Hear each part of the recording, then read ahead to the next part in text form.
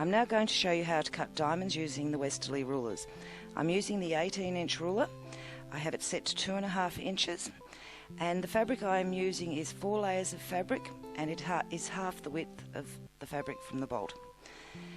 I will just bring the guide to the edge of the fabric, cutting 2.5-inch strips. We'll cut a number of strips for this.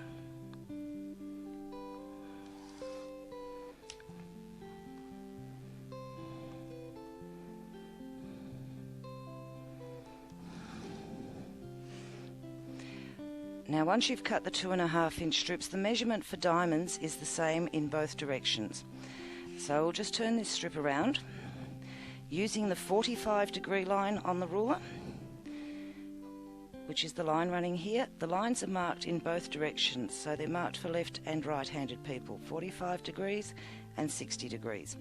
I'll just line that ruler line up with the edge of the fabric, holding the ruler down at the front. And that's my first cut.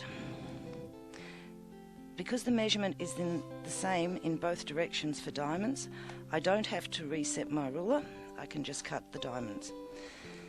And they are the 45-degree diamonds. If I want to cut 60-degree diamonds, I will just use the 60-degree line on the ruler.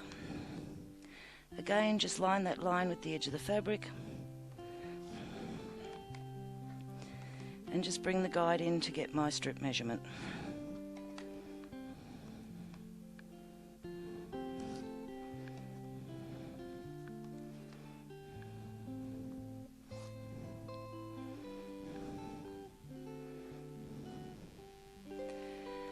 One of the problems that people have when they make quilts using diamonds is when you sew 2 diamonds together and you align the edges, having to cross at about 1/4 inch on both ends, then you stitch. If you don't stitch that accurately, your diamonds will stagger, and then when you sew the rows together, you will lose the points. So we made a couple of really great tools for trimming the points from the diamonds, and they are the trim guides. There is a 45-degree trim guide and a 60-degree trim guide. So using the 60-degree diamond, we just place the guide over the diamond. The guides hit the edge of the fabric, holding in the fabric through the hole in the centre. Just take the point from the top, spin that one around, guides hit the edge of the fabric again, and take the points off. Now when I go to align my diamonds to sew, I have 2 straight edges to line up with. One edge here and the other one is here. So I can just sew with a scant 1/4 inch seam allowance. When I open the diamonds, they will be perfectly in line. That's the 60-degree. The 45-degree diamond trim guide works exactly the same way. The guides hit the edge of the fabric, hold it down from the front.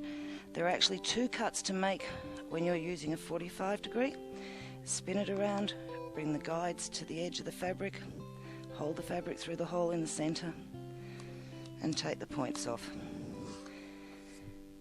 Now these diamonds will align up the same as the 60-degree diamonds did. I have a straight edge to go here and a straight edge here. One of the other fabulous things that the 45-degree trim guide is great for is if I'm making binding for my quilt and I want to join it with a 45-degree joint, I can cut my strip of binding 2.5 inches, bring the 45-degree line to the edge of the fabric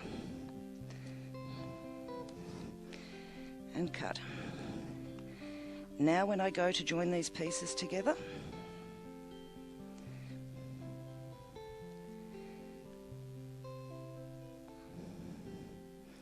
I would normally have to line them up, have the points overhanging, try and get them at the right position, stitch with a scant 1/4 inch seam allowance and hope they open up straight. Using the trim guide, I'll just put these 2 pieces of fabric back where they came from. I can bring the 45-degree trim guide to the edges of the fabric, take off the points,